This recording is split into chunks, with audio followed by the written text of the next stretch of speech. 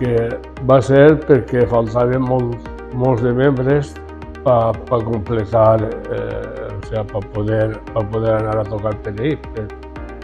I entonces va ser la manera de juntar-se, va ser això. Tindre una banda molt gran pel benefici del poble.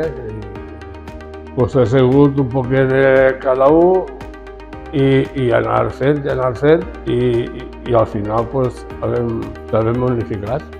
Pues ara n'hi ha molts projectes molt bonics a fer.